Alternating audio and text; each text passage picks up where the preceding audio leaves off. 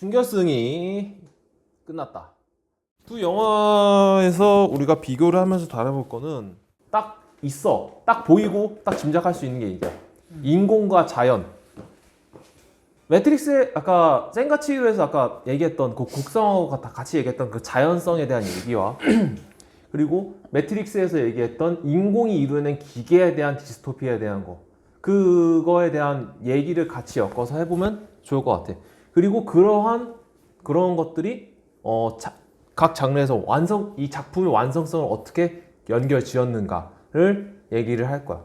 그게 이 결승전의 핵심적인 부분인 것 같다고 생각을 하거든. 각자가 인공물과 자연 세계를 얼마나 뭐 잘 묘사했냐? 그리고 뭐 어떻게 그 묘사하는 대상이 서로 상반되니까 얼마나 서로 다르냐? 센과 치히로에서 나오는 이야기는 뭐 전에도 얘기했지만은 이상한 나라의 앨리스를 따라가는 얘기란 말이야. 매트릭스도 그래요. 매트릭스도 그렇지만 일단 이상한 나라의 앨리스의 방식으로 얘기를 하고 있고 그거에 대한 그 이야기 구도를 따라가 보면은 원래 있던 세계에 이상한 그 세계로 가는 이 세계로 가는 그 구멍을 통해서 토끼구를 통해서 세니 로 넘어가서 뭐 치히로가 그 통로를 넘어가서 센이 되고 센이 다시 치히로가 돼서 나오는 얘기란 말이야. 그래서 그치만 이 세계가 현실과 동떨어지는 정말 다른 세계가 아닌 있었지만 그리고 그 있었던 사라진 것들이 사라진 것들이 세계인 거고 그래서 그런 구도를 따라가면서 우리가 이런 것들이 잊혀졌는데 그런 것들을 다시 한번 떠올리고 그거를 소중히 여겨야 된다라는 거를 얘기를 하고 있는 거지. 그러니까 같이 융합해서 잘 지내야 되고 우리가 반성 좀 하고 살아야 된다. 우리는 이런 것들에 대한 그러니까 사회 비판적인 요소도 있다고 내가 얘기를 했었잖아. 그리고 그런 것들에 대한 얘기를 하는 거 있는 거고 매트릭스는 좀 기술적으로 이런 거를 사용하면 우리가 그렇게 오남용이 될 수 있다라는 그런 경각심에 대한 얘기도 하면서도 어떻게 보면 이것이 필연적일 수도 있다라는 것도 있고. 그렇지. 경고에 대한 의미가 강해 매트릭스는. 근데 이러한 류가 던져주는 메시지가 경고인 경우가 굉장히 좀 많기도 하잖아. 되게 담습되는 부분이기도 하잖아. 근데 센과 치히로는 이제 그런 거와 친하게 지내자. 경고가 아니라 우리는 그러니까 경고가 아니라 우리는 잘 생각해 보자. 그러니까 온화하게 얘기를 던져주고 있는 거고. 왜냐면 센과 치히로는 아직 수습이 돼요. 매트릭스는 수습이 안 돼. 안 되지. 디스토피아하고 그거니까. 그리고 센과 치히로는 유토피아물이고 매트릭스는 디스토피아물이지. 센과 치히로 유토피아는 아닌데 유바바가 지배하는 세상 족같고 근데 좀 유토피아를 제시하잖아 일단. 그게 인공과 자연에 대한 그거에 대한 얘기인 거고 그거를 메시지와 잘 연결시켰다면 둘 다 잘 연결을 시켰어. 그래서 우열을 가릴 수는 없지만 매트릭스는 3편이라는 시간을 썼단 말이야. 3개라는 시간적 분량을 주고 그거를 방대한 얘기를 하려고 했어. 근데 센과 치히로는 하나를 통해서 이건 약간 논리적인 약간 좀 그럴 수 있는데 하나라는 그 짧은 시간을 통해서 굉장한 거 많이 이뤄냈단 말이야. 근데 매트릭스는 빌드업을 통해서 이제 그 메시지를 이끌어낸 감이 없잖아 있지. 그러면은 좀 벌써 더 평가 들어가는 거예요? 그러니까 좀 더 매트릭스가 많은 시간을 들였더라면은 좀 더 얘기를 더 완성성을 높일 수 있지 않았을까라는 얘기를 하는 거야. 근데 이거 너무 비하기 좀 그렇긴 한데 아니 약간 그렇게 말하면 전 어떻게 되는지 알아요? 하정우 팬들이 이래 하정우 대두라고 그러면 뭐 좋은 건 크게 봐야지 이런 거. 매트릭스 3편이나 썼는데 뭐 그러냐 이런 게 아니고 좋은 건 많이 봐야지 3편이니까 더 좀 혜자인 거야. 더 가산점 요소인 거야. 이렇게 말장난이 다 말장난은. 그렇긴 하네. 아니 사실 둘이를 어떻게 비교할 수 없는 상대이기 때문에라는 건긴 한데 매트릭스를 굳이 이걸 얘기를 하자고 하면은 아니다. 상업적인 것도 그때 빼고 매트릭스는 아니야.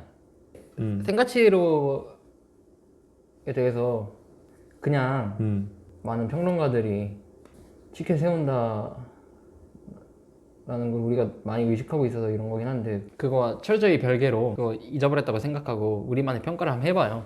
생가치로는 제가 봤을 때 처음 봤을 때 이게 그렇게까지 명작이야 이 생각이 들었는데 좀 그때는 메시지에 대한 해설도 안 보고 봤으니까 메시지가 어떤 거다라는 해설을 듣고 나서 다시 보니까 그거는 메시지가 어떤 거다라는 거, 어떤 그 가이드인 거지 생가치로는 이만큼 뭐 명작입니다라는 그런 논의가 그런 논변이 아니라 생가치로의 구체적인 메시지는 어떤 거다라는 텍스트는 어떤 평가와 무관한 그냥 작품 속에서의 내용에 대한 해설이니까 아, 너 무슨 얘기 하는지 알겠다. 이제 그거에 의거해서 다시 보니까 제가 곡성을 다시 본 과정하고 비슷해요. 조금 더 감이 생겼다 이거죠. 원래 아비투스가 제가 너무 없는 이런 애니 쪽에 곡성과 되게 비슷한 상황이었는데 그 가이드와 함께 작품을 보니까 교과서적으로 정갈하게 잘 만들어 놓긴 했더라고요. 그게 계산적인 부분이긴 해. 생가치로나 이터널 선샤인이나 뭐 매트릭스, 곡성 지금 우리 중결선 아까 올라왔던 4개 영화들의 공통점이라고 제가 미리 하려고 생각을 했었던 부분이긴 해요. 근데 지금 언급하게 되는데 제가 처음에 말했던 생가치로 예선전에서 생가치로에 대한 감상을 저는 이렇게 했어요.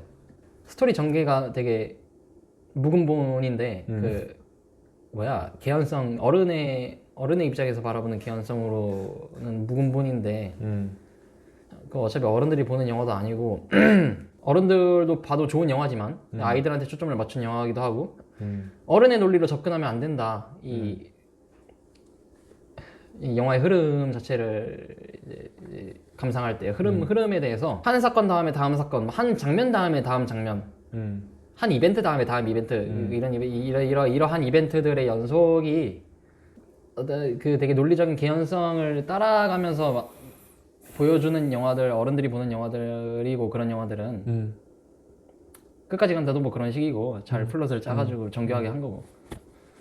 근데 이런 영화는 그런 식으로 이지적인 개연성은 아니지만은 왜 이 이벤트 다음에 다음 이벤트가 이거지가 난 지적 차원에서 모르겠는데 그냥 영화를 딱 감상했을 때 되게 자연스럽고 편안하다라고 느껴지는 게 있다라고 생가치로 처음 보고 예선전 찍을 때 제가 그런 말을 했는데 그 감상이 더 강해졌어요. 이번에 다시 봤을 때 그 정서도 잘 따라가졌단 말이에요. 이번에 감상해봤을 때 이게 마지막 끝난 장면이잖아. 방금 넘어간 게. 그렇지. 제가 말한 게 이런 거예요.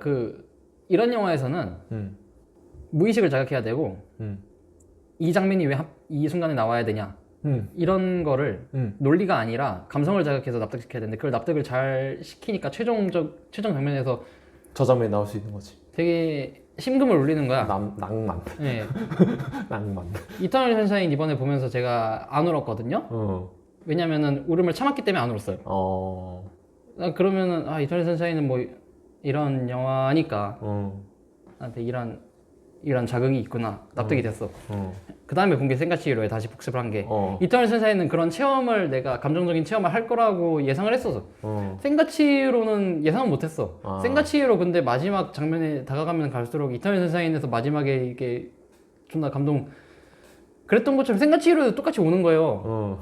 근데 난 이터널 선샤인은 로맨스 영화고 이러이러한 사건들이 발단이 뭐 어떻게 저쩌고 해가지고 완벽하게 납득이 되는데 내가 왜 지금 울음이 나올락하네 하는 거를 납득이 되는데 생가치로는 울음이 나올락하네. 근데 왜 울음이 나올락해? 왜 울지? 근데 존나 그냥 수성적인 게 있어. 어딘가를 자극을 했어. 그 생가치로를 그렇게 딱 이터널 선샤인 보고 나서 바로 이어서 봤는데 이터널 선샤인 감상할 때랑 비슷한 감정선이 이렇게 되는 거예요. 기승전결이. 근데 이 생가치로에서 이런 감정을 내가 겪는다고? 그러니까 근데 그거 되게 가산점이잖아요, 사실. 신의 손을 가진 무슨 뭐 마사지사, 한의사가 침 잘 놓듯이 미스터리한데 그런 걸 자극했다 이런 거잖아, 제 무의식에. 그 이미지의 향연과 이벤트들의 향연이 그 전래동화를 듣는 것 같은 묵은본 사건들의 연속인데 나의 감정은 납득한다. 그 흐름을 이지적으로 납득할 필요가 없고 감정을 납득해도 되는 건데 오히려 그게 더 고도의 기술인데 그게 돼서 장면 하나하나 다 이쁘고 이제 놓쳤던 것들 센가치히로 센이 본질을 파악할 줄 아는 애다. 일관성 있게 나타나는 거 있고 유바바는 뭐 겉모습만 보고 아기가 없어졌는데 알도 못하고 그게 이제 그 뭐 버블 경제 뭐 이런 거랑 연결시켜가지고 이런 거구나 하고 봤어요. 그리고 여기서 이제 그 유바바가 치히로한테 이제 이름을 지어주잖아. 센이라고. 이름을 떼주잖아. 그러니까 그 의미가 그러니까 자연의 세계로 치히로가 자연의 세계로 들어오잖아. 이름 한번 거창하구나라고 얘기하잖아. 유바바가. 그러면서 그 이름을 떼버려서 센이라는 이름을 만들어버린단 말이야. 그러니까 이 의미가 그냥 약간의 거대성일 수도 있는데 치히로라는 약간의 거창한 이름을 가지고 있는 소녀가 자연으로 돌아왔을 때 자기는 소박하고 당할 수밖에 없는 작은 소녀의 센으로 변한다는 그런 의미를 나타내는 거라고도 생각이 들더라고. 좀 그건 또 어떻게 저는 미야자키 하야오가 직접 한 얘기 중에 이거는 자기 작품에 대해서 되게 겸손하게 말하면서 나온 얘기라고 생각은 하는데 되게 과대 해석될 여지가 많은 영화에 대해서 창작자인 본인은 어떻게 겸손하게 얘기했냐면 센가치히로에 대해서 이 영화는 그냥 어린아이가 할머니 집, 친척 집에 가서 적응하면서 새로운 환경에서 겪는 것을 우화로 표현한 이야기다 뭐 그런 경험을 본따서 만든 이야기다라고 되게 소박하게 얘기를 했어요. 자기 작품에 대해서. 근데 그게 언뜻 소박한 이야기 같기도 하지만은 사실은 깊이 들어가면은 어떤 전곡을 찌르는 얘기이기도 한 게 아이의 세계, 아이의 우주는 어른은 이제 더 이상 어지간한 새로운 환경에 가도 내가 지금 당장 외국에 가도 어찌어찌 살아. 그 새로운 환경은 더 이상 새롭지 않아요. 새로운 환경에 대해 대처하는 튜토리얼 자체는 많이 이렇게 경험을 해놓은 상태라서 새로운 우주가 나한테 펼쳐지는 경험은 이제 어른이 되면 잘 없어. 그렇죠. 아이는 정말 사소한 친척집에 가서 지내는 일주일 부모님과 떨어져서 할머니 이런 것도 엄청난 모험인 거야. 아이한테는. 하야오가 그래서 어린아이를 잘 이해하는 그러니까 어린아이 때 세상이 자기한테 어땠는지를 기억하는 그런 감독들이 따로 있거든요. 그런 감독들이 제 생각에 기에르모 델 토로도 비슷하고 그런 인간들이 중간중간 있는데 그 중에 하나가 하야오예요. 하야오는 특히 그래요. 그리고 그 기괴함을 데토로는 그 기괴함을 그걸 기괴함으로 표현한 것 같고. 아니야 델토로 기괴함은 기괴함이고 다른 그 별개에 있는 건데 델토로가 어린아이의 시점을 잘 이해하는 건 파네미로에서도 그렇지만은 내가 여러 다른 영화들 보면서 부분적으로 느끼는 거 있어요. 근데 그 다른 영화니까 넘어가서요. 델토로는 엄청난 그로테스크함과 엄청난 따뜻함이 하나로 융합된 사람이죠. 극단적이야. 네, 그것이 그 모든 게 인간성에 대한 긍정이라는 좀 다른 얘기를 세긴 했지만 헤르만 헤세가 제시한 그 완벽한 인간, 완전한 인간, 그 칼 구스타프 융의 영향을 많이 받아서 그런 얘기 하는 거기도 한데 헤르만 헤세가 데미안에서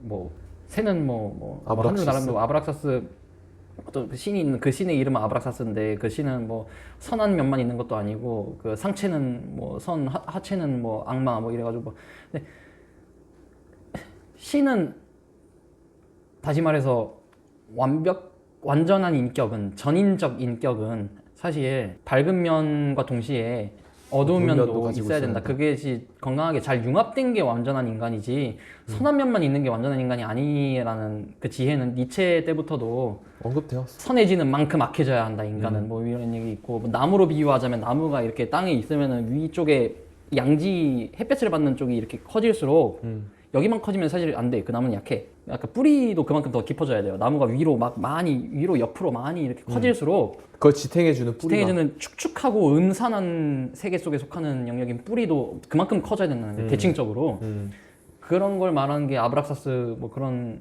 헤르만 헤세가 제시한 거고 데미안에서 그것도 기에르모 델 토로는 그로테스크와 그 어떤 선한 인간의 선한 면을 하나로 융합한 그런 작품 세계를 갖고 있는 인간이기 때문에 모든 점이 아니에요. 그 완전한 측면이고 대단히 마음이 그 기에르모 델 토로 따로 인터뷰를 보면 알겠지만은 너무 선한 사람.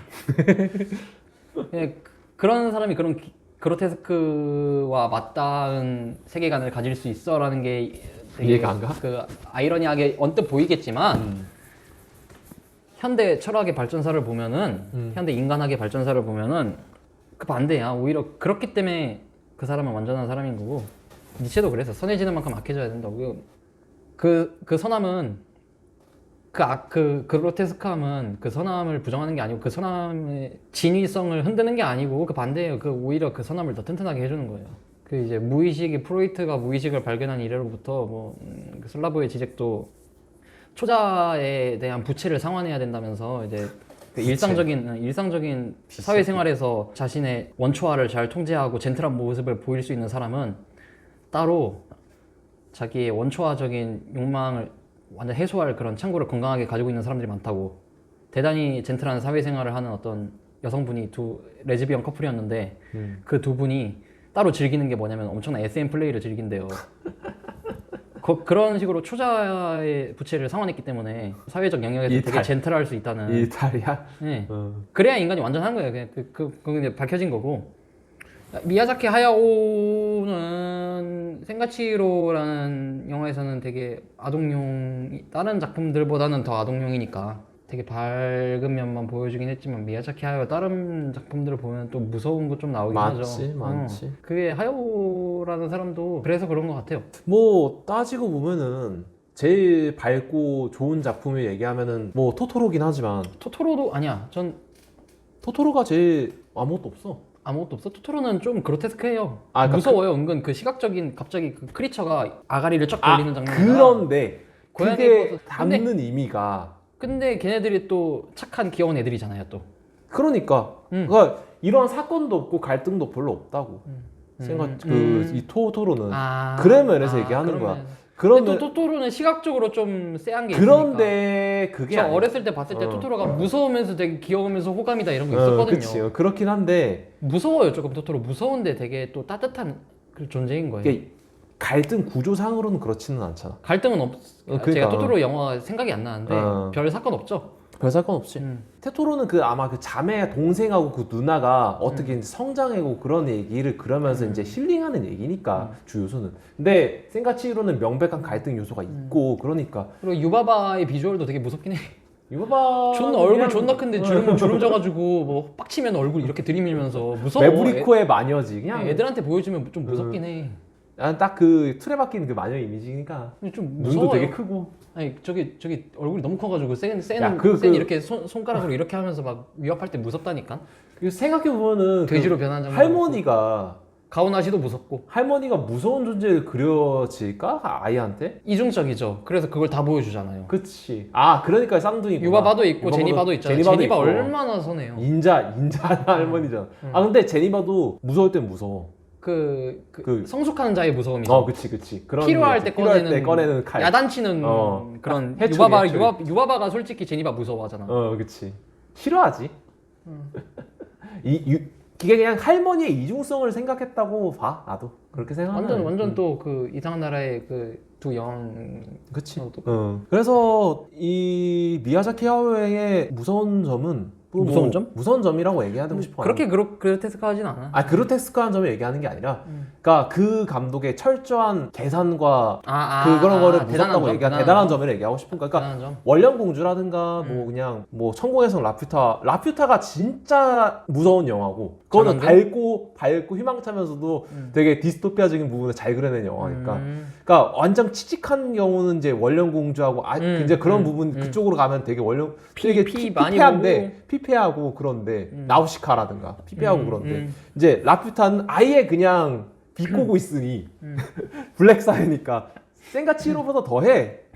라퓨타는 뭐야 이게 하면서 온 수밖에 없단 말이야. 인간이 쓰레기 같구나라고 얘기하는 대사가 나와 있는 영화인데 그거 보면은 센가치히로는 약간 막 거기 나온 디스토피아적인 얘기도 없고 따뜻한 영화야.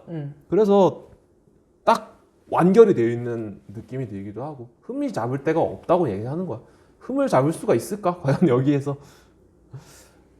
그런 의견이 있어. 그래서 매트릭스는 근데 그런 면에서 보면은 매트릭스에서는 센가치히로의 완성도에는 완전 무결성에는 또 없지 않을까? 그러니까 매트릭스에 허점이 있으니까 그게 채워지지 않을까라는 생각을 하게 되는 거야. 그래서 이 결론 내가 평가를 일정 내리는 것 같긴 한데 매트릭스가 아닌 센과 치히로가 올라갈 수가 있다고 나는 보는 거야. 이 여기 우승관의 차리를.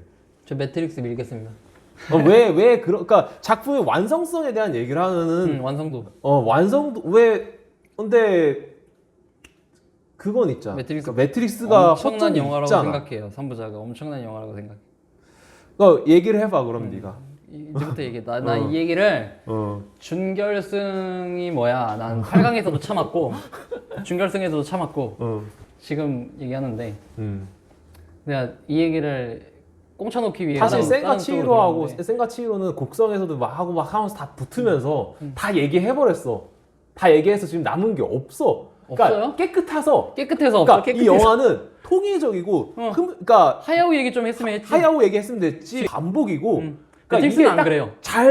잘 요약하고 잘 만들어진 압축적인 선물이기 때문에 하야오가 우리한테 준 선물이기 때문에 더 얘기할 거리가 지금 없긴 해. 다 얘기해버렸어. 지금 8강하고 4강하고 얘기하면 다 얘기했어. 지금 헛도 없단 말이야. 근데 매트릭스는 까도 더 나와. 까도가 파도 더 나오기 때문에 너가 그걸 얘기하고 싶으면 얘기해봐. 어떻게? 나 설득을 해봐. 매트릭스를 우리 우승작으로 뽑아야 되는 이유.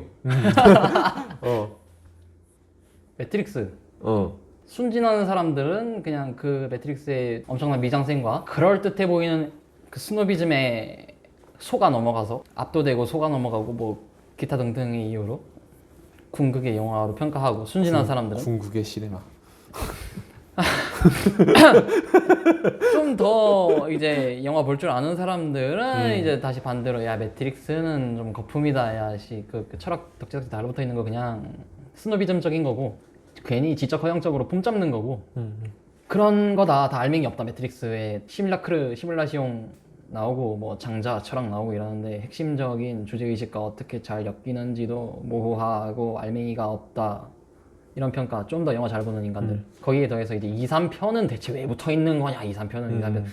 그렇게 하는 분들, 그렇게 평가하는 분들 매트릭스를 그냥 적당히 잘 만든 SF 영화고 시대사적 의의가 크지만 궁극의 명작으로 봐주기 힘들다라고 이제 아니 그건 평가하는? 좀 그렇다. 근데 진짜 그렇다. 그런 평가 많아요. 그래 언급하고 넘어가야 돼요. 인정해야 돼. 그게 주류적인 평가인 걸로 알아요. 일단 지금은. 거기서 더 영화 더 많이 생각해 본 인간들 중에서는 다시 이제 선회에서 매트릭스를 더 고평가하는 인간들이 가끔 있는데 그 인간들은 사실은 조금 매트릭스에 대한 애정에 자기의 평가를 끼워 맞추는 것도 없잖아 있을 거예요. 저도 그런 인간인 것 같아요. 그래도 그걸 위해서 논리를 성립시켜 봄에 있어서 이렇게 만들어진 논리가 있으니까 그런 목적을 자기 매트릭스에 대한 사랑에서 출발했지만은 이 영화 너무 좋아 명작으로 난 생각하고 싶어. 그렇다면 어떤 이유에서 명작일까 생각해 볼 때 진짜 명작으로 그러니까 적당히 잘 만든 스노비즘 오락 영화다 따위로는 평가하면 안 되는 진짜 이유도 찾아져요. 충분히. 그래서 그걸 얘기하려고 해요. 매트릭스가 명작은 또 명작으로 볼 수 있다. 충분히. 제 경우에는 이 영화의 의의 저라는 감상자에게 갖는 이 영화의 의의에 천착해서 말해볼게요. 제가 하는 얘기잖아요. 어떤 거에 대한 영화, 이거에 대한 영화로 각자가 보는데 많은 사람들이 제가 이 영화를 볼 때는 이 영화는 의식적 존재에 대해서 고찰하는 영화예요. 다른 무엇보다 그 의식적 존재의 정의에 대해서 아까 편에서 얘기하고 왔지만 짧게 다시 지금 이 얘기하고 넘어갈게요. 체험한다는 게 의식적 존재의 가장 핵심적인 속성이죠. 무언가를 의식하면서 행하는 거, 그냥 눈먼 시계공이 진화를 촉발하는 것처럼 중국어 방 사고 실험에서 말하듯 어떤 알고리즘이 어떤 과제를 잘 수행하는데 그 과제를 수행함을 의식적으로 체험하지는 못하면서 그냥 기계장치 알고리즘 톱니바퀴 돌아가듯이 전자적 알고리즘이 작동해서 입력된 값에 대한 적절한 결과물을 내놓는 그런 중국어방 사고 실험. 그런 사고 실험에서 이제 부각되듯이 의식적 존재는 어떤 과제를 충분히 잘 수행하는 것만으로는 그 의식적 존재로서의 지위를 확보하는 데는 턱없이 부족해요. 애초에 질적으로 그것과 다른 방향으로서의 능력이기 때문에 의식적 능력이라고 말하고 싶어요. 체험하는 능력이라고. 뭔가를 진짜로 느끼고 삶을 체험해야 돼. 근데 그거는 외부자는 확인할 방법은 없어요. 자기 자신만 아는 건데 그치, 자기 엄밀히 자신만 데카르트적으로 방법적 회의를 해보면 자기 자신만 아는 거야. 제가 지금 형 앞에 두고 있는데 형이라는 사람이 되게 실존적 존재일 것 같고 진짜 감정이 있을 것 같지만 100% 확인할 수 있는 방법은 없는 그런 거. 근데 제가 느끼는 체험은 제가 알잖아요. 내가 진짜 지금 이 순간에 어떤 복잡 미묘한 감정들을 어떤 체험을 하고 있다. 감정과 감각과 이런 것들을 체험하고 여기 옆구리가 살짝 아프네. 이게 진짜 고통으로서 살짝의 통증으로서 체험. 본인이 어떤 걸 체험한다는 거 그런 존재가 된다는 거, 그런 존재가 창발된다는 사건은 이 물질 우주에서 좀 미친 사건이에요. 그게 왜 그런 거냐면 존나 넓은 우주에서 지구는 존나 티끌이네. 빽빽거리죠. 그 인간 중심적인 세계관은 조금 좋지 않네. 왜냐면 우주가 이렇게 넓은데 지구 요만한 거에서 이게 하찮은 존재들이 살아가는 거다. 뭐 이런 식으로 말하니까 인간 존재를 물질적 차원에서만 환원시켜 말하면은 그게 말이 되죠. 근데 인간은 정신적 존재잖아요. 그치. 그 정신성의 핵심을 이루는 게 의식의 여부예요. 진짜 의식.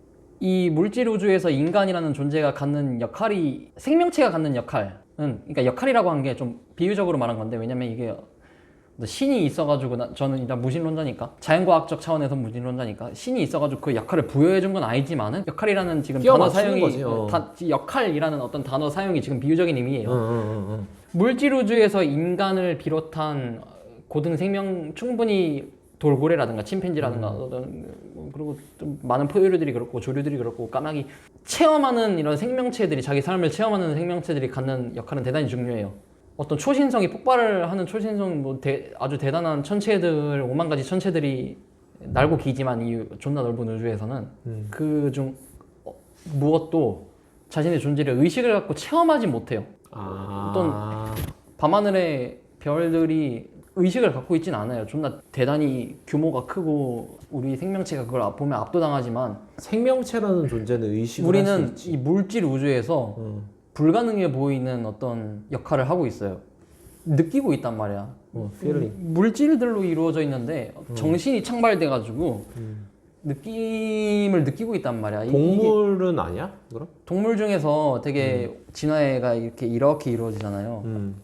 가장 단순한 단세포 동물부터 인간까지가 이렇게 있으면은 점점 매우 미약한 거의 뭐 빛의 밝기만 살짝 감지하는 신경계를 가진 생물은 아주 미약한 의식이 있는 거고 인간의 경우에는 복잡한 감정까지 다 느끼고 생각도 하고 이러는 의지도 갖고 이러는 대단히 고도화된 의식이 있는 건데 어쨌든 생명체가 가진 어떤 의식 체험 미생물은 의식이 없는 거야 뭐 이렇게 물어보셨으니까 저는 그런 얘기를 하는 게 아니라 그러니까 네가 얘기하려고 하는 논지가 의식은 그러한 의식은 인간만이 가지고 있다는 인간만이 그런 그 식으로 얘기하려는 매트릭스랑 연결되는 얘기라서 그런 식으로 얘기하려고 하는 것 같아서 그런 식으로 얘기하려고 하는 거예요. 그래서 그 의식의 첫 발생에서 인간까지 오는 거는 양적인 차이 같은 건데 하나하나 따져보면은 아주 미약한 의식이 처음에 발생했을 거고 그게 인간까지 왔잖아요. 근데 인간의 의식이 대단히 고도화돼 있잖아요. 그 양적 차이인데 그렇게 보면 양적 차이인데 그 과정들을 세세하게 생각하면은 양적 차이인데 의식이 있는 존재와 없는 존재 그러니까 인간과 돌멩이는 되게 질적 차이 같이 또 느껴진단 말이에요. 양적 차이가 질적 차이가 되는 거예요. 인간을 비롯한 의식적 존재 뭐 외계인 우주에 여러 명 있을 테니까 여러 외계 문명들이 있을 테니까 닐 디그레스 타이슨이 말하듯이 우주가 얼마나 넓은지를 고려하면은 이 인간이 유일한 지적 생명체라는 건데 대단히 오만한 생각 확률적으로 그냥 외계인 존재할 수밖에 없고 뭐 의식적 존재들이죠. 인간도 그렇고 우리 지구에 살아가는 대단히 유의미한 역할을 우주에서 수행하고 살아가고 있는 거예요. 그래서 물질적으로 대단히 작다고 해도 그걸 무시할 게 아니고 우리는 저 초신성이 못하는 여러 천체들이 못하는 아주 질적 차원에서 도약이 일어난 행위를 하고 있으니까 의식한다. 자신의 존재를 체험한다. 여기까지 놓고 볼게요. 이 의식적 존재라는 것은 이만큼 중요한 의의를 지닌다. 물질 우주에서. 우리가 그냥 가볍게 볼 게 아니다.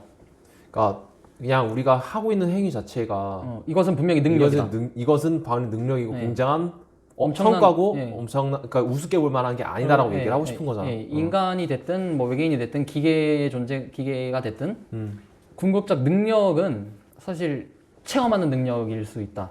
뭐 의지를 통해서 외부 주변 세계들을 바꾸는 게 진정한 능력이 아니고 애초에 그 의지를 체험할 수 있는 것 자체가 좀 미친 거라고. 그거 자체가 이미 위대한 거다. 어떤 그 도약이 일어나는 거라고. 음. 생명이 없는 존재에서 이렇게 생명이 있고 능동적으로 체험하는 게. 매트릭스 얘기로 다시 돌아갈게요. 매트릭스는 기계와 인간을 같이 이렇게 다루고 있는데 이원론 같죠. 한꺼풀 벗겨보면 이론론이에요. 인간이나 기계나 결국에 향하고 있는 가리키는 지점은 같아요. 의식적 존재로서의 의의가 핵심에 있다고 저는 보거든요. 실제로 미래학자 닉 보스트롬이나 뭐 레이 커즈와일 같은 사람들이 AI, 지금은 AI 관련해서 가장 많이 떠들고 있죠. 그게 미래학에서 가장 큰 화두니까 지금은. 이런 얘기를 해요. 인간과 기계는, AI와 인간은 결국에는 같아질 것이다. 하나가 될 것이다. 보통 인간은 인간대로 있고 AI가 따로 존재해서 우리를 뭐 추월하고 잡아먹느냐, 지금까지 인간을 사랑해 주셔서 감사합니다. 인간의 세대를 뭐 끝장낼 것이냐, 이런 식으로 이원론으로 자꾸 생각하시는데 그게 아니고 우리 인간이라는 의식적 존재자와 그러니까 유기물에서 출발해서 의식적 존재로서 각성한 존재, 아직까지는 지구에서 인간밖에 없고 인간이고 그런 존재와 이제 금속 기반으로 해가지고 무기물로서 출발해가지고 의식을 각성하는 존재가 이제 있을 수가 있는 거잖아요. 앞으로 AI가 발전을 하고 만약에 매트릭스에 나오는 많은 캐릭터들처럼, 프로그램 캐릭터들처럼 너 의식을 그걸 얘기하려는 거구나. 깨어나면은 깨어난 새끼들이란 말이야. 매트릭스 하여튼 기계 나름 우리가 불러들이는 의식의 세계로 초대하는 대상, 스미스도 그렇고요. 그치. 그런 존재들에 대해서 가장 핵심적으로 저는 초점을 맞추고 매트릭스를 보는 게 건질 게 많다고 생각해서 이런 말을 하는 거고. 대사건이에요, 대사건. 의식적 존재라는 것도 그 자체도 엄청나게 특별한데 인간이 이제 기계로서 출발해서 여기에 오는 다른 존재를 이제 마주하게 되는 그런 미래가 현실에서도 지금 뭐 이렇게 점치고 있는데 딱 매트릭스라는 영화도 존나 옛날에 나왔지만은 같은 것을 가리키는 측면이 있어요. 조금 시간이 지날수록 더 떡상해야 되는 영화라고 보는 점도 있고. 그러면 이제 이 두 세계의 충돌이죠. 실제로 애니매트릭스 세컨드 르네상스에서는 그걸 다루잖아. 기계가 각성을 해서 이제 기본적인 살고 싶다라는 생명 욕구가 처음에 생기고 그것도 되게 미약한 생명체가 처음에 갖고 있었던 원시적인 형태의 의식인 거예요. 플랑크톤. 생존 본능. 생존 본능. 그 다음에 감정, 그 다음에 고도의 사고, 뭐 의지, 뭐 이런 게 있을 거 아니에요. 인간이 그걸 따라왔잖아요. 근데 기계도 그걸 따라오는 거를 보여줘요. 그거는 유튜브 이런 시점님도 뭐 감정과 자유의지의 테마를 두고 이제 매트릭스를 분석하면서 한 얘기고 제가 그거 빌려서 이 얘기나 하는 부분이 있는데 B160 뭐 어쩌고 저쩌고 하는 최초의 인간을 살해한 로봇가 나는 살고 싶었어요. 뭐 이런 얘기 하잖아요. 기계한테 생존 본능이 발현된 순간인 거예요. 미약한 의식이지만 어쨌든 기계가 체험을 하게 되는 거예요.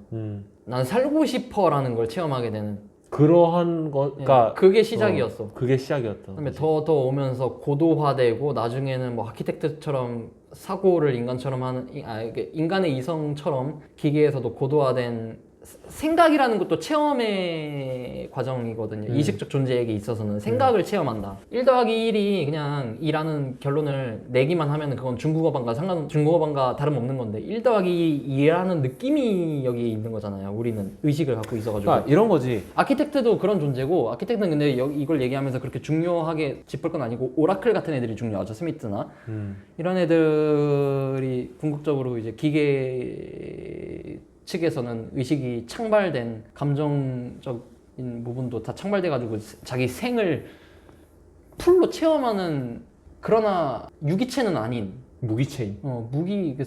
서버에서 기반하고 있는 기계, 컴퓨터, 그런 존재들, 그 두 존재가 따로따로가 아니라 궁극에 합쳐질 거라는 미래학자들의 이야기와 매트릭스를 함께 또 여기 이 지점에서 보려고 해요.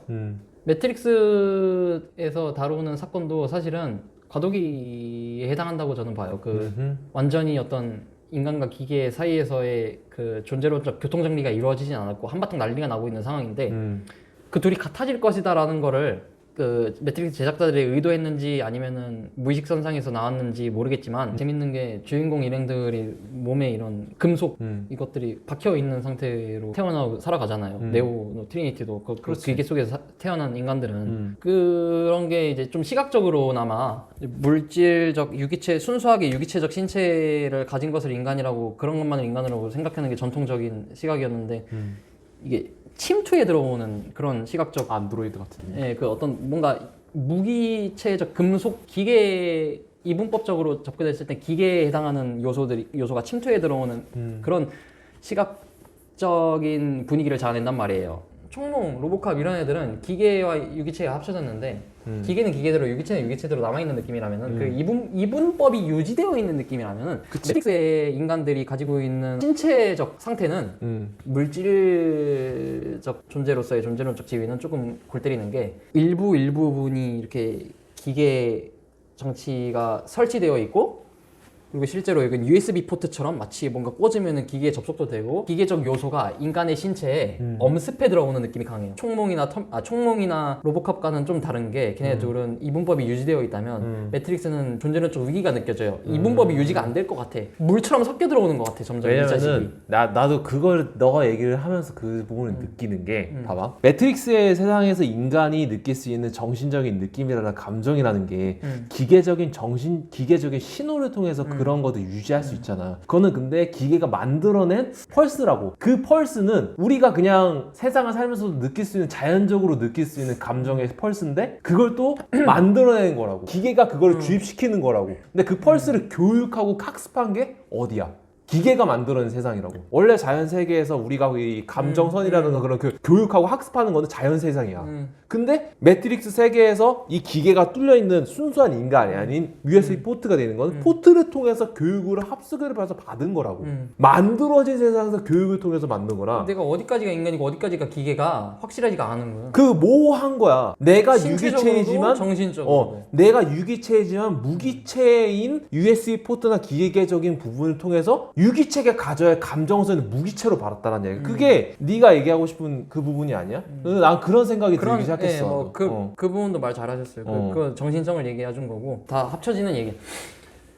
이분법이 유지 안 되는 인간기계 합성이라고요. 매트릭스는. 그렇지. 그게 특이한 점이고 태어날 때부터 기계에 접촉돼 있으니까. 그래서 미래학자들이 말하는 기계와 인간은 하나가 될 것이다라는 거를 비언어적으로 시각적으로 느낌으로 관객한테 보여주는 게 하나 딱 있고 매트릭스만의 독특한 점이 하나가 있고 인간은 점점 기계를 닮아갈 것이고 기계는 점점 인간을 닮아갈 것이다 이런 얘기거든요. 미래학자들 얘기는. 그래서 결국에는 존재론적 지위가 합쳐져가지고 구분 불가능하게 될 것이다. 많은 사람들은 그냥 따로 생각하는데 우리는 사실 합쳐질 것이다. 현실에서만 봐도 우리가 이런 스마트폰 같은 거 쓰는 거 이거 없으면은 인간이 지금 영위하는 삶을 못 살아요. 그럼 이거는 이미 인간의 일부가 된 게 아니야? 인간 삶의 완벽한 일부인데 이런 식으로 점점 합쳐지고 있는 건데 인간 외의 도구와 인간이 완전 미래의 AI와 인간의 경계가 사라지고 완전히 합쳐져 버리는 양쪽의 지위가 존재론적 지위가 점점 차이가 옅어지다가 완전히 합쳐지는 그런 미래가 기다리고 있을 수가 있죠. 먼 미래에. 그럼 이제 매트릭스로 다시 돌아와서 인간이 기계한테 잠식되어가는 느낌을 보여준 게 제가 지금 방금 언급한 이런 뽕뽕이 뭐 형이 또 인공적으로 만들어진 감정과 감각 뭐 이렇게 인간 쪽에서 기계 쪽으로 이렇게 좀 왔어요. 매트릭스 쪽에서. 기계 쪽에서 인간 쪽으로도 오죠. 매트릭스 속에서는 또 양쪽 다. 양쪽 다 이렇게 오고 있단 말이야. 서로 같은 지점으로. 오라클 같은 애들을 필두로 기계들이 인간 쪽으로 오고 있고 뭐 인간도 이렇게 기계 쪽으로 합쳐지고 있고 그런 거를 보면은 그런 걸 표현한 영화가 매트릭스 말고 뭐 있냐고 잘 없어. 왜냐면은 매트릭스와 이 지점에서 뭐랑 비교해야 되냐면은 의식적 존재 미래 의식적 존재라는 테마를 가지고 그 현재와 미래를 고찰하는 그런 영화라고 제가 매트릭스를 정의하고 넘어갔잖아요. 이렇게 놓고 보면 매트릭스랑 비교해야 되는 영화들이 있어요. 뭔데? 바이센티니얼 맨, 스필버그 영화 AI, 어린아이 로봇, 디트로이트 비컴 휴먼, 뭐 게임도 있고, 그 블레이드 러너도 당연히 포함시켜야 되고, 그치. 비슷한 논의에 영화 아이 로봇, 뭐 채피 그런 많은 영화들이 있잖아요. 그 모든 영화들이랑 비교해봤을 때 기계의 기계라고 굳이 말할 건 없고 어떤 의식적 존재의 지위를 갖추어가게 되는 어떤 인간 외의 존재를 그린 많은 영화들 중에 그 테마를 가장 생산적으로 다면적으로 깊이 있고 감정에 무조건적으로 호소하지도 않고 좀 똑똑하게 잘 접근한 영화가 매트릭스라고 저는 보는 거예요. 다른 영화들 케이스를 봐봐요. 디트로이트 비컴 휴먼 게임 욕 엄청 많이 먹었죠. 그건 PC와도 결부되어 있긴 한데 기계가 인간성을 갖추어 가는데 거기 그 과정에 대한 어떤 깊은 고찰도 없이 우리 인간은 그런 기계 깨어난 감정이라든가 자기 실존이라든가 그런 걸 느낄 수 있도록 깨어나는 기계들에 대해서 잘 우리 선진적인 의식을 가지고 잘 받아들여 줘야 된다. 뭐 선입견을 가지면 안 되고 그들을 인정해 줘야 된다. 이런 메시지를 던지는 멍청한 영화와 게임이 디트로이트 비컴 휴먼, 뭐 그 아이로봇, 아이로봇 뭐 그냥 그렇잖아. 그냥 뭐 되게 아이로봇도 초반에 스푸너가 되게 편견으로 가득 찬 인간이 나와가지고 걔가 이제 써니라는 애를 편견이 섞인 시선으로 바라보다가 점점 받아들여가는 내용이잖아. 멍청하잖아 그게. 멍청하다기보다 너무 구세대적이라고 얘기하고 싶은 거야. 그걸 처음에 가지고 나온 블레이드 러너 같은 영화까지는 좋았어요. 그거는 감정적인 인간이 아닌 존재가 로보트가 감정적인 왜 거를 많이 그거를 이제 어린 걸 모르고 있던 구도에서 그걸 알아가는 그런 뻔한 구도로 왜 나가냐 이거야. 자기 센티니얼맨도 그 시대적으로는 잘 만든 영화인데 하고 싶은 얘기는 뭐냐면 너무나도 한결같이 그런 영화들의 공통점이 패턴이 똑같아. 부정하고 긍정하고 끝. 뭐 그런 것도 있지만 어떤 기계가 각성을 해. 감정 같은 거를 각성을 해. 각성하는 과정 자체에 대한 통찰도 없어서 묘사를 못하거니와 제작자들이 구체적으로는 감정을 각성을 한 다음에 그때부터는 심파로 그냥 밀어요. 계속 얼마나 이 기계가들이 감정이 절절하게 잘 느끼는가, 얼마나 여러분이 이 불쌍한 기계를 투쟁을 보세요. 이제 인권 투쟁하듯이 막 우리도 사람이다 이런 식으로 기계가. 근데 왜 사람이다라고 얘기를 해야 돼? 우리도 인격적 존재다. 인권 갖춰야 된다. 인권을 인정해달라. 그런 영화들이 대다수예요. 이 기계가 얼마나 감정을 잘 시뮬레이션 하는가를 영화 러닝타임 내내 보여준 다음에 마지막에 가서는 그 기계가 인간 사회에서 인격적인 존엄성 같은 거를 인정받고 다 잘 됐습니다로 끝나는, 그렇게 반복하는 패턴을 가진 영화들이 너무 많다는 거예요. 근데 매트릭스는 아니라는 거지. 너무 혼자 달라. 상세하게 분석을 쫙 다 해놨어. 기가 의식성을 갖추어가는 그 빌드업 되는 것도 다 보여주고, 그거를 결정적인 거는 인간의 입장에서 기계를 외부자로 타자로 바라봤을 때 그 기계가 우리와 가까워지는 것을 보여줌으로써 그 과정에서 감정적인 호소도 존나 하고 이런 패턴을 가진 영화들이 다른 모든 그런 로봇들을 묘사한 영화였다면, 매트릭스는 인간을 타자화해버려. 주인공이 기계야.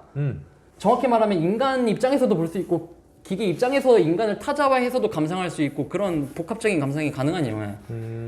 그래서 훨씬 더 말이 돼요. 그런 주제를 다루려고 접근했을 때 훨씬 더 타당한 접근법을 취하고 있는 영화에 인간을 타자화하는 과감한 시도를, 인간 입장에서 얼마나 얘네들이 인간과 비슷한지를 어필하다가 마지막에 기계가 드디어 인간 사회에서 2등 시민이 아니라 1등 시민과 같은 그 정상 시민으로 인정받는 그런 스토리가 아니고, 계급 사회에 대한 얘기라든가 그런 것들에 대한 얘기를 하는 게 아니라 그걸 계급 구도로 놓지도 않고 그걸 그러니까 동등한 개념으로 가정하면서 완전 폭력의 향연인데, 매트릭스는 서로 다른 그런 기계 나름의 기계로서 출발해가지고 의식적 존재에 도달하는 것, 그건 인간이 밟아온 경로와 다를 수밖에 없단 말이에요. 유사하기도 할 텐데. 그래서 그들 나름의 스토리를 제대로 보여줘야 돼요. 진짜로 그런 존재가 우리 인간 사회에 언젠가 진입하게 된다면은 어떨까라는 거를 진지하게 고민할 때는 그들의 입장이 완벽하게 돼봐야 되는데, 매트릭스에서 센티넬 같은 애들도 인간의 형태를 버렸잖아요. 완전 그들의 입장에서 보는 거예요. 물론 매트릭스 속에 있는 인간의 스킨을 쓴 애들은 그냥 매트릭스가 인간 사육장이라서 그런 서버라서 그렇게 된 거지만은 완전히 인간 중심적 태도를 내려놓고, 완전 존나 내려놓고 기계라는, 그러니까 우리와는, 기계라고 여기서부터 말할 필요 없이 우리와는 또 다른 경로를 통해서 의식적 존재라는 어떤 단계에 진입하는 또 다른 존재를 철저히 그들의 입장에서 바라봐보는 시도에 있어서 현재까지 나온 창작물들 중에 가장 성공적이고 적절하다. 나머지 모든 것들은 여전히 인간의 입장을 안 버리고 있다. 인간 입장에서 타자를 바라보면서 그들을 우리와 같은 존재로 마지막에는 인정해주는 건방진 느낌이 건방지다. 인간 중심성을 못 버린 거다. 사실 그들을 인정해준다. 뭐 타자에 대한 관용이다. 뭐 그래. 이러지만 그래 너를 인정해줄게. 아이로봇에서의 마지막에 스푸너의 태도도 그렇고 그 영화 자체가 가진 태도, 영화 제작자들이 가진 태도, 영화 채피도 그렇고 뭣도 그렇고 그냥 인간과 얼마나 인간과 닮아지냐를 가지고 걔네들이 시험을 통과하는 것 같은 인간성, 존엄성, 쟁취의 시험을 통과하는 것 같은 그런 과정이에요. 다른 의식적 존재를 다뤄보겠다. 인간이 아닌 의식적 존재를 다뤄보겠다. 매트릭스 정말 차별화된 거예요, 진짜. 그렇게 생각을 해보면은 약간 다를 수도 있겠지만 기계가 아닌 영화긴 한데 나는 전설이다라는 작품이 좀비? 그게 되게 그들 나름의- 유사성이 있기는 해. 그들만의 나라도 있고, 그러니까 그거는 이제 윌 스미스가 완전 타인이거든. 거기서는 완전 타인이고 그 전설이다. 그러니까 나는 전설이다. 한 명이 된 거거든. 그러면서 이제 거기에 동화되고 거기에 그 존재 하나 동화되려고 하는 안 되려고 발버둥 치지만 그리고 인정해버릴 수밖에 없고 그리고 져버리고 자기는 자기 혼자서 남고 인간으로서 남고 사라지는 존재니까 또 윌 스미스도 그러니까 자기는 또 인간이긴 하니까 그걸 지키려고 하는 거고 그치 화해될 수 없는 두 지점인 건데 그거는 제가 봤을 때는 그건 어떤 거에 좀 더 가깝냐면은 도저히 화해될 수 없는 양쪽의 지평이 있지만은 그 중에서 인간만이 정상이다라고 말하진 않고 나는 전설이다 마지막에 그 좀비 나름의 새로운 형태의 생명체고 나름의 문명이다라고 말하는 그런 태도가 있다는 점에서는 매트릭스와 어느 정도 초반 빌드업은 비슷하지만 근데 결국에 현실적인 의미에서 철학적 시사점을 던져주는 영화는 못 된다고 제가 생각하는 게 뭐냐면은 결국에는 그냥 그들을 타자로 인정하되 다른 질서와 다른 맥락과 다른 그들만의 어떤 그 방식을 가진 존재로 인정하되 거기 끝이에요. 그냥 우리는 섞일 수 없다. 다른 그들은 그들이고 그치. 마지막 인간은 융합은 안 된다는 거. 그런 존재가 있을 수 있는데 존중하겠다. 존중하되 거기서 끝인데 근데 어떤 그거는 우리 타문화에 대해서 그래서 형태는 좀비지만 우리가 타문화에 대해서 가질 수 있는 문화 상대주의 문화 상대주의가 필요한 문화 상대주의가 있고 조금 너무 과해진 문화 상대주의도 있지만 어떤 문화 상대주의가 필요한 상황에서 되게 모범적인 형태를 보여주는 게 은유적으로 좀비를 보여주긴 하지만 그 타문화라고 한다면은 나는 전설이다 약간 문화인류학적인 시사점이 있는 영화고 그리고 네가 아까 얘기했던 얘는 좀 아이로봇이라든가 문화인류학적이라기보다는 훨씬 더 존재론적이고 순수 철학적이에요. 그래서 제가 생각해보면은 로봇 영화라고 하는데 로봇 영화의 탈을 쓴 인종차별 반대 영화라든가 너무 많아. 그러니까 그게 인종차별을 얘기할 수가 없으니까 그러니까 인종차별을 얘기하면 너무 노골적이고 너무 공격적이고 너무 그렇게 되는 거 보니까 그러니까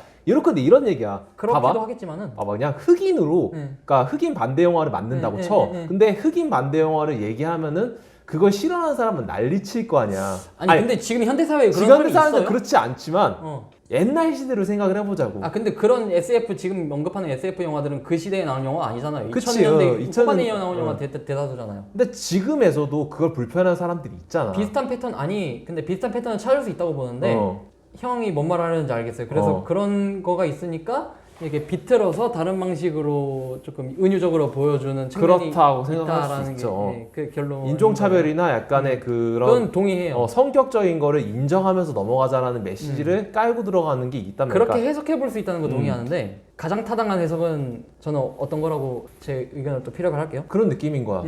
AI가 인간성을 가지는 것처럼 보이지만 사실은 그 차별점의 사회적인 부분을 얘기를 찌르면서 이제 뭐 인종차별이라든가 왕따 얘기라든가 다른 것을 인정해줘야 된다, 존중해야 된다라는 거를 빗대어서 표현을 하고 있는 게 아닌가라고 얘기하고 싶은 거야. 그런 차원이 그런 차원인데 되게 더 이상 인간의 역사에는 지금 흑인이 대놓고 그만큼 핍박받는 건 아니기 때문에 남아있는 소재는 이제 인간 외의 것에서 찾는 거죠. 그런 것도 있는데 이런 경향성도 있다고 봐. 나는 이제 실제적으로 겪었던 그러니까 있었던 픽션의 사건들을 꺼내 와서 그런 거 영화화시키면서 인종차별하면 안 된다라고 하거나 또는 겟아웃이라든가 그런 것을 통해서 약간의 그런 겟아웃 같은 영화? 겟아웃 같은 영화를 통해서 그 새로운 낯선 화법으로 그런 걸 얘기해보는 방법들을 추구하고 있어. 그러니까 있었던 사건들을 언급하면서 흑인이, 그러니까 인종차별 당했던, 그러니까 흑인이라든가 뭐 동양인이라든가 그런 것들을 실제 사건을 빗대어서 얘기하면서 그런 것에 대한 경각심을 가져야 한다. 사회적인 고발 영화 또는 비틀어서 그거를 때려버리는 영화라든가. 겟아웃은 기존의 인종차별 논의에서 잘 드러나지 않았던 훨씬 더 음습했던 부분들. 그 음습했던 미묘해서 잘 캐치하지 대다수 사람들이 캐치하지 못했던 부분을 새롭게 열등감. 드러내는 측면이 더 크지만은 흑형이라는 것이 인종차별일 수 있다는 뭐 그런 완전히 좀 새로운 얘기를 하는 거지만 모두가 느끼고는 있었지만 설명할 언어를 못 찾은 걸 겟아웃이 좀 찾아준 게 있다면은 겟아웃은 완전히 새로운 논의예요. 그래서 그냥 인종차별을 하지 맙시다. 그냥 흑인 존중합시다 이런 영화는 아니고 완전히 새로운 논의이고 근데 뭐 그냥 인종차별을 하지 마. 그들의 존엄성도 인정합시다라고 이제 로봇을 통해서 흑인이라든가 뭐 라틴계, 아시아계, 미국인 뭐 이렇게 빗대서 얘기한 것이 아닐까라는 형의 해석 그 일리 있고 그런 차원에서 만들어진 작품도 지금의 디트로이트 비컴 휴먼 같이 되게 PC적인 게임 작품은 얼마든지 그럴 수 있다고 보는데 그런 작품은 그런 작품이고 근데 전체적으로 봤을 때는 어떤 인상을 저는 강하게 받냐면은 그래도 이런 로봇을 가지고 로봇이 인격이 깨어나는 스토리를 있어서 그 우리 오늘날의 아직도 차별받는 인간 집단들을 차별하지 맙시다라는 메시지를 로봇으로 은유해서 전달하려는 목적보다는 기획 단계에서 제가 이제 좀 더 추적해 봤을 때 제 추리로 추적해 봤을 때 그것보다는 제 추측인데 그것보다는 아마 이것이 아니었을까. 그들의 메시지는 인간을 로봇으로 빗댄 게 아니라 그 로봇 자체에 대한 메시지가 맞는 것 같긴 해요. 그 로봇이 언젠가 우리 사회의 또 다른 형태의 인간으로서 우리 어깨를 나란히 하고 살아갈 미래에 대해서 얘기를 해봄에 있어서 거기까지 문제 의식을 갖는 건 좋았는데 지적으로 조금 빈곤해가지고 그런 아직 다가오지 않은 미래에 대한 해결책을 과거를 반추하면서 지난 역사 중에서 인종차별의 역사를 가지고 해답을 자꾸 찾는 것 같아요. 근데 인종차별은 뭐 이제 딱 생각했을 때 비슷한 느낌이 있죠. 왜냐면 유럽인들이 지들만 같이 살다가 다른 대륙에 처음 가봤는데 너무 다르게 생긴 사람들이 있어 다른 존재들로 취급하다가 뭐 그랬다. 그들은 다른 존재였는데 이제 인정받았다라는 그 큰 얼개는 우리의 아직 다가오지 않은 로봇의 인격들과 비슷한 면이 있어서 거기 인종차별의 역사를 가지고 우리의 아직 다가오지 않은 로봇 생명체들을 어떻게 받아들일 것인가의 메시지를 전하려고 인종차별에서 해답을 찾은 것 같아. 인종차별의 지난 역사를. 근데 그러면 안 돼. 왜냐면 이번에 새로 우리에게 다가올 로봇 생명체들은 너무 달라. 그냥 그 자체로 너무 달라. 지난 인종차별의 역사를 되돌아보고 힌트를 얻을 수 있는 부분이 아니야, 사실. 인간 아니라니까? 인간을 내려놓고 사유해보는 게 필요하다니까. 야, 근데 이 정도가 끝이었던 거야, 걔네들. 야, 인간임을 추구하는 것보다 기계와 인간 동등한 입장을 그냥 그리는 게 낫지 않아? 차라리 왜 기계가 인간이 되어야 된다는 그 수식을 계속 사용하는 걸까, 사람은? 실제로 그런 세상에 도달한 걸 체험을 못 해봤고 유기물이 인간임을 우리 인간 중심주의적인 것도 그렇지. 유기물은 반드시 무기물은 유기물이 될 수 없. 그러니까 무기물은 의식을 가질 수 없다라는 거를 계속 강조하고 싶은 걸까? 기계와 인간, 그런 강조하고 싶다기보다는 유기물이 의식을 가질 수 있다를 전제로 깔아놓고 오는 영화가 훨씬 많고 그 와중에 조금 혼자 다른 선을 타는 게 스티븐 스필버그의 AI 거기서 하는 질문은 철학적인 질문은 사실 이거잖아요. 이렇게 감정을 잘 시뮬레이션하는 로봇가 만약에 중국어방 같은 감정 시뮬레이션이었다면 어땠을까라는 거는 그런 불편한 질문이 거기에 내포되어 있긴 하잖아요, 사실. 그래서 그 영화는 그게 제가 예를 들 때 같이 들긴 했지만 그 영화 하나는 또 다르게 취급해줘야 되긴 해요. 그 영화 잘 맞는 철학적으로도 괜찮은 영화고 쎄한 거를 담고 있는 영화니까 진짜 질문이니까 그건 만약에 이런 존재가 뜯어놓고 보면 아무것도 아니었으면 어쩔 건데 이렇게 막 무서워. 사랑을 추구하고 부모님 너무 좋아하는데 저도 인간이고 그 영화를 따뜻하게 보고 싶어가지고 열린 결말 중에서 그 진짜로 감정을 시뮬레이션하는 의식적 존재인 어린아이였다. 그리고 아니면 중국어 방이었다라는 것 중에서 어린아이 쪽으로 마음이 기울긴 하는데 열린 결말이라는 거는 부정은 하지 못하겠고 어쨌든 그 영화는 진짜로 철학적으로 괜찮은 영화고 근데 어쨌든 다시 매트릭스 얘기로 돌아오면은 이 얘기도 제가 첨언을 꼭 해야겠어서 하는 얘기인데 매트릭스 아까 말했잖아요. 꼭 인간의 입장에서 그거를 다뤄야 돼. 거기 연결되는 매트릭스에 나오는 장면이 하나가 네오가 기차역에서 만난 인도인 부부, 프로그램 부부. 걔네한테 대화를 하다가 아버지가 아버지 되는 프로그램이 딸 사티 얘기하면서 나는 우리 딸을 너무 사랑해요 이러잖아요. 네오가 거기서 사랑은 인간의 감정인데 이러니까 그 프로그램이 아니죠. 사랑이라는 거는 그냥 하나의 단어일 뿐이고 진짜 중요한 건 그 단어가 매개하는 의미이죠. 진짜 중요한 건 그 단어의 의미이죠. 그러니까 비언어적인 이거는 표면적으로 보면은 뭐 시니피의 시니피앙 얘기예요. 인도인 프로그램 아버지가 말한 얘기 정확히 이 얘기예요. 아니죠. 사랑이라는 말은 시니피에입니다. 시니피앙입니다. 헷갈렸어. 거꾸로 말했어. 시니피앙입니다. 진짜 중요한 건 시니피에예요. 이렇게 말한 거예요. 인도인 그 아저씨는.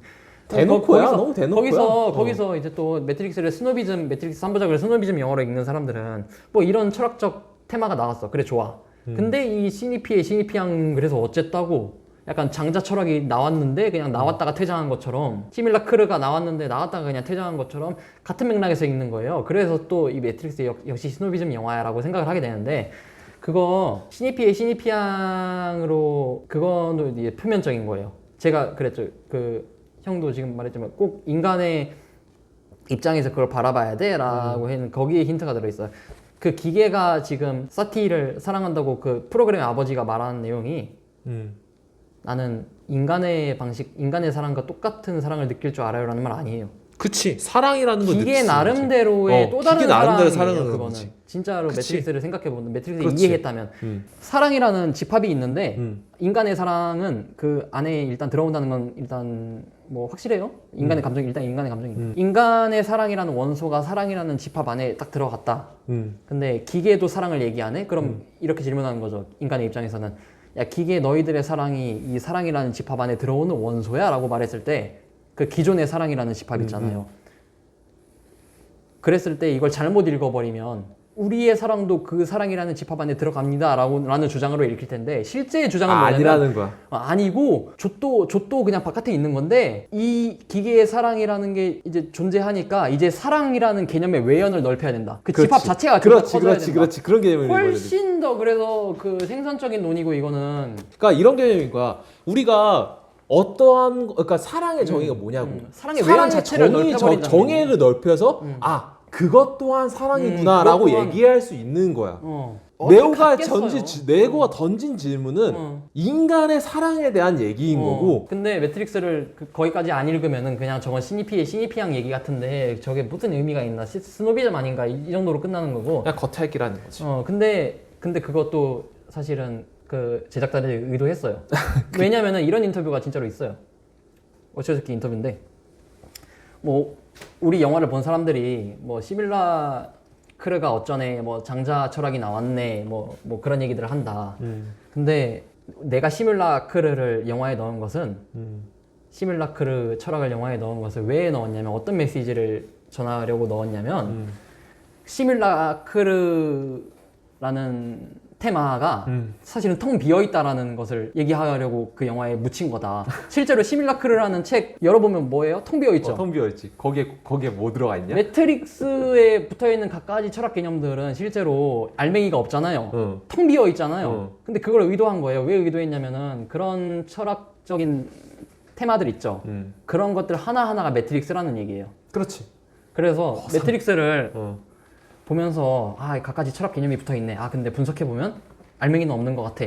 이건 허상이었어. 거기서 매트릭스를 스노비즘 영화라고 깎아내리면은 매트릭스가 관객한테 제공한 매트릭스에 갇혀버리는 거예요. 그게 허상이라고 주장하려고 일부러 그 철학 개념을 이 영화에 허상이 되도록 삽입한 거예요. 이 영화에서는 그 철학 개념들이 허상이 되도록. 근데 그 철학 개념들이 이 영화에서 허상이라고 하면서 이 매트릭스는 생각보다 깊이가 없었네라고 비판하는 거는 의도대로 흘러간 거죠. 감독의 의도를 파악을 못한 거지. 그 철학 개념들을 허상으로 표현하기 위해서 그렇게 알맹이 없는 철학 개념의 활용 방식을 이 영화에서 택했다. 그 철학 개념들도 모든 것들이 매트릭스다. 이 슬라보의 지제 문화 비평하면서 창작물 영화를 많이 다루는데 이데올로기가 없으면 사람은 불안하다고. 세상에 대해서 어떤 철학적 체계를 갖고 있든 뭐 종교적 체계를 어떤 체계든 일단 갖고 있어야 되고 그것을 벗으면 그것을 벗으면 고통스럽다고 얘기하거든요. 매트릭스 속에서 나오는 수많은 그 철학 개념들도 하나하나의 체계인 거예요. 그거를 놓으면 고통스러워요. 근데 매트릭스의 영화의 태도는 대놓고 그거를 허상으로 표현함으로써 시뮬라크르가 잡혔다가 놓치게 되고 뭐가 장자 철학이 잡혔다가 놓치게 되고 다 놓치도록 의도한 건데 그런 인터뷰가 있었다고요. 그런 의도인 거고 그런 철학 개념들이 깊이가 없이 매트릭스 영화에서 표현된 건 그런 의도인 거고 그런 철학적 체계 하나들이 다 또 하나의 매트릭스다. 매트릭스 허상이니까. 그런 허상들이 그렇게 표현한 거. 진짜 매트릭스의 알맹이는 그래서 제가 찾는 것으로서는 의식적 존재에 대한 영화. 저는 이런 알맹이를 찾아봐요. 그러니까 정리를 하자면 이런 거야. 유기적인 체제인 우리 인간이 가지고 있는 감정이라는 것은 우리만이 느낄 수 있다고 생각한 거였는데 기계라는 무기물이라는 존재가 스스로 자발적으로 그런 유기물만이 나름의. 가질 수 있는 감정이라는 걸 가지게 되면서 인간이 그것을 인정해주는 구도가 아닌 그 기계가 인간을 타파를 하고 기계는 기계대로 나름의. 자기의 삶을 살려고 하고 그리고 그것에 방해가 인간과 되는 유사는 하지만 인간이 유사성은 부정하지 않아요. 않지만 유사성은 부정하지 않아요. 유사성은 상당히 유사해. 그리고 근데 결국에는 또 같은 기계 건 아니야, 안에서 완전히. 기계 안에서 또 인간에 대한 것을 사랑하고 그것을 옹호해주는 입장도 있고 오히려 역으로 그러니까 기계가 오라클이라는 그러니까 어머니. 그런 다양성을 보여준단 말이야. 기계도 인간같이 행동하면서 그 인간에 대한 거를 보여주는 오히려 인간인 네오한테 그거에 대한 질문을 마구마구 던져서 인간이 기계한테 배우는 입장이 되어버리고 그리고 이런 것도 있지. 아까 얘기했던 인공적인 감정에 대한 교육 학습을 그러니까 자연에서 해야 되는 학습을 가상 세계인 만들어진 세계에서 해버리고 그것을 현실 세계에서 잃어버리는 그런 것도 있고 그러한 뭔가 뒤바뀐 세계에 대한 그 이질적인 부분이라든가 그런 것들 광범위하게 다뤘던 것이 매트릭스를 더 매트릭스가 차별화된 점이라는 점이라는 건. 네가 얘기하고 싶은 것 같아. 그러니까 그만큼 그러니까 멀리 돌아서 얘기를 했지만 요약하면 이런 얘기 같다고 생각을 하거든. 그러니까 네, 그렇지. 그러니까 약간 너무 말을 들어왔는데 많은 타 영화들 얘기를 하면서 좀 돌아오긴 했는데 그 지형 위에서 논해야 돼서 그거를 이제 차별화된 점을 얘기하기 위해서 다른 영화들을 꺼내왔다고 좀 생각을 했으면 좋겠어. 그러니까 뭐 이 영화를 모르는 공각기동대라든가 뭐 그 센티멘트의 AI를 안 본 사람들은 이해를 못 하겠지만은 어찌됐든 간에 좀 좋은 논의였다고 생각을 어떤 해. 영화인지 말했잖아요. 근데 좋은 논의였다고 생각은 해.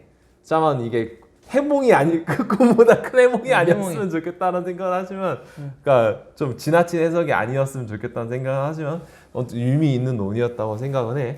그리고 한마디만 더. 의식적 존재를 다루는 영화로서 다른 영화들보다 차별화되어 있다라는 얘기와 맨 처음에 했던 영화 얘기와는 동떨어져서 했던 의식적 존재라는 테마가 지금 현 시대에서 상당히 중요하다라는 밑밥 깔기 합쳐가지고 이제 매트릭스의 시대적 의의를 제가 말하려는 거예요. 이만큼 지금 우리한테 AI도 발달하고 이러는 상황에서 이 의식적 존재에 대해 논하는 것이 이 시국의 시의적절한 되게 중요한 사안인데 마침 그 의식적 존재를 다룬 여러 가지 영화들 중에 가장 세련된 게 매트릭스다. 이렇게 딱딱 붙이는 거죠. 이렇게 해서 제가 올려치기 존나 하는 겁니다. 여기까지. 요즘 약간 복잡한 얘기긴 한데, 그러니까 이걸 낯설게 말하는 사람이 있을 수 있다고 생각을 해. 그러니까 왜냐면 이거를 생각을 잘 안 해. 그러니까 어려운 개념이라서 그래. 그러니까 알고 있으면은 너무 추상적. 추상적이고, 단순한데 너무 추상적이에요. 알고 있으면은 저같이 뜬구름 잡는 생각만 하고 사는 애들이 하는. 그러니까 그렇지. 근데 그런 거를 이제 쉽게 그거 이해 안 해도 매트릭스는 재밌게 볼 수 있는 영화고 그렇기 때문에 되게 폭이 넓고 친절한 영화야. 다만 이거를 되게 이제 깊게 파고들고 그걸 하다 보면은 어려워진 영화가 되고 그것을 이제 파고들어도 계속 팔 수 있는 영화인 거야. 매니아적인 영화라고 생각을 해 매트릭스. 그래서 인기가 있고 그래서 대중성을 아직까지- 확보해서 영화관에서의 흥행이 빡세게 했고 매니아에게 마치- 어필을 잘해서 스테디셀러로서 성공을 또 마치 하고. 그런 느낌이야. 이걸 그러니까 게임을 하면은 다회차 게임을 하면은 그 업적을 깬단 말이야. 그 업적을 계속 깨가면서 새로운 업적들을 찾아가면서 그거에 대한 깨달음을 얻어가는 그런 요소 작품의 게임 같은 느낌이 들어 매트릭스를 생각을 하면 보면. 근데 이제 센가치히로는 그냥 한 번 끝나면 다시는 안 볼 것 같기는 해. 왜냐면은 이 영화 예쁜 장면 다시 예쁜 보고 장면 싶은 다시 그런 보기- 게 보는 게 아니고 그러니까 정주행. 그러니까 그런 그냥 생각나면 내가 알고 있는 그런 거니까 근데 내포하고 있는 의미는 별로 그러니까 많이는 없거든. 굳이 해봤자 한 3-4개밖에 없단 말이야. 근데 매트릭스는 파고들수록 뭔가 그럼 어떤 계속 거를 이제 지금 올려요? 그럼? 지금 그런 느낌이 있는데 그럼에도 불구하고 나는 센가 치히로일 수밖에 없다라는 거는 우리 개인적인 취향도 있는 거고 하지만 이 해석들이 이 해석이 제 개인의 해석이라는 개인의 해석인 것도 있고 저기 해야 돼. 모든 사람들이 납득할 수 있는 그거를 가져가는 거는 사실은 매트릭스는 또 아니라는 얘기야. 그러니까 나는 센가치히로가 싫다고 하는 사람은 못 봤어.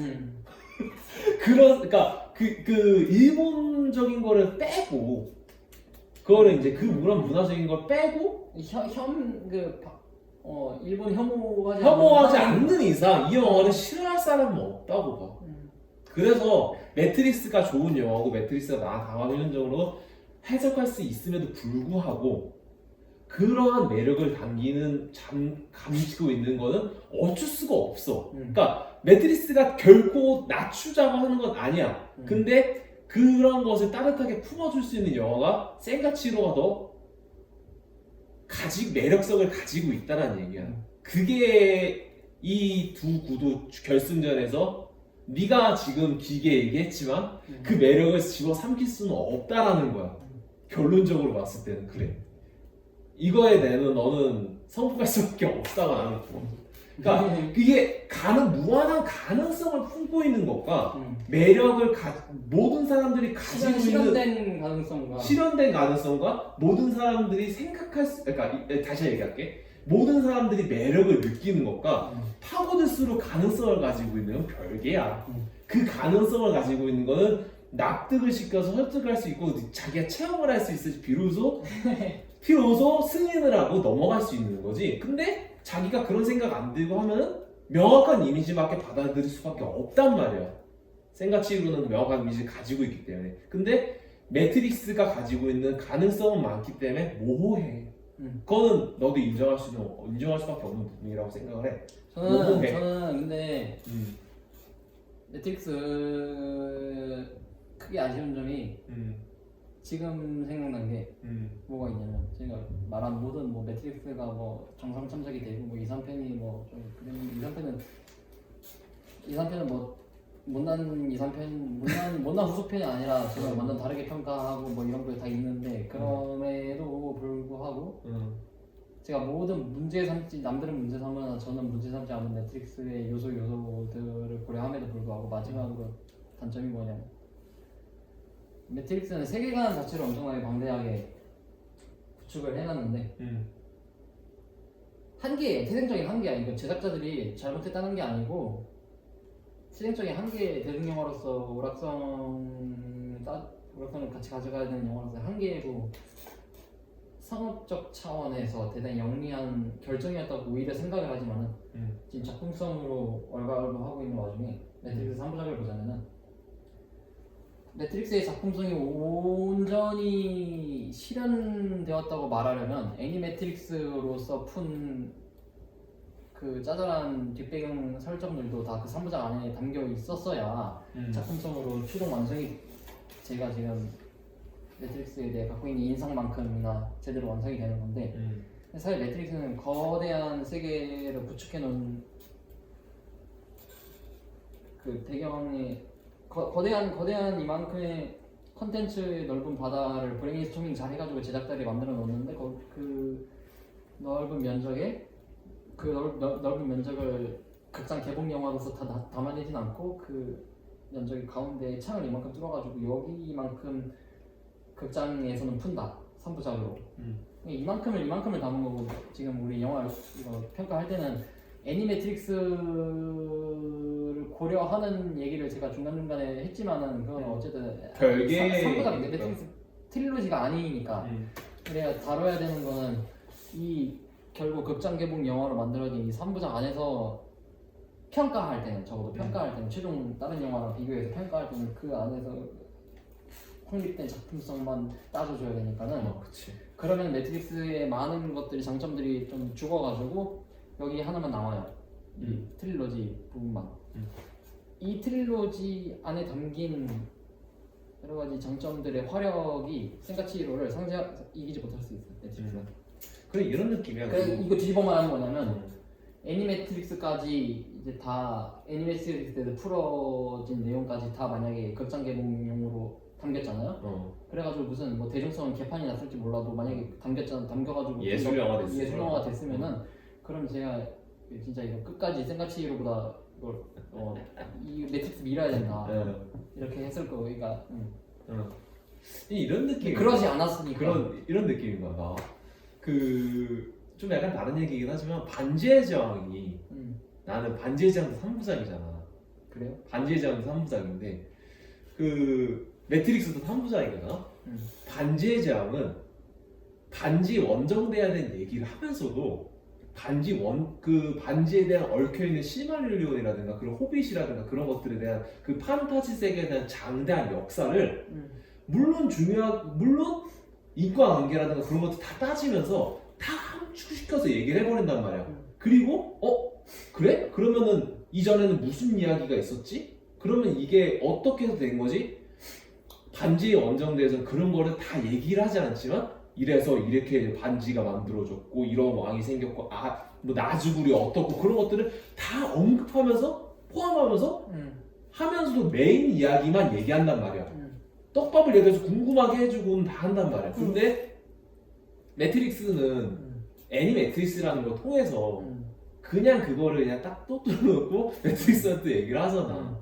그런 부분에서 반지의 제왕이 굉장히 위대한 영화라고 생각이 들기는 해. 그 영화는 호빗이라는 영화를 또 탄생을 시켰고 그 톨키니스트들의 좀 약간의 많은 거를 침투시켰던 영화니까.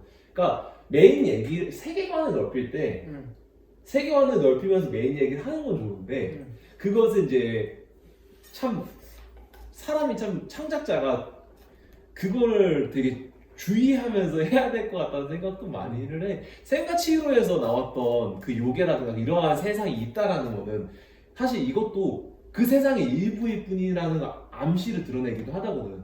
그 외부를 통해서 온천에 들어온 거. 여기 그 치히로가 들어갔던 그 세계는 그 요괴 세계가 아니라 그냥 온천 세계야. 온천 마법 세계의 일부란 말이야. 그리고 그 배로 와서 들어왔던 그 요괴들은 그 현실 세계에서 잠깐 바람 좀 쐬러 요양하러 들어왔다가 딱 나가는 존재들인 거야. 또는 다른 세계에서 또 이제 요양하러 온천 유마바 온천에 들렸다가 다시 가는 존재들이라고. 그런 것처럼 이게 연결돼 있다라는 거를 자세하게 드러나지 않지만 암시를 줘. 근데 매트릭스는 또 그냥 또 그런 부분들이 있지. 나 아까 얘기했던 부분들이 있기 때문에 세계관에 대한 얘기는 정말 약간 뭐라 해야 될까? 좀 조심스러운 부분이 있지 않을까? 되려 덮였다가 피보는 경우도 있고 하니까 논리적이지 않은 부분도 있고. 그러면은 결론이 난 건가? 결론이 났나? 좀 납득이 돼? 아쉽지만 납득이 되는 거지 넌 지금. 생각치기로. 생가치로 아쉽지만 너도 납득이 되는 거지. 아니 납득 안 해. 납득 안 해? 저는 의견 없음. 이건 기권 저는 기권이고 형은 생가치기로 올리니까 어 생가치기로 우승해야 돼. 그게 뭐야? 뭐 저는 저 기권. 적기권 트릭스 이걸 피해봐. 오케이.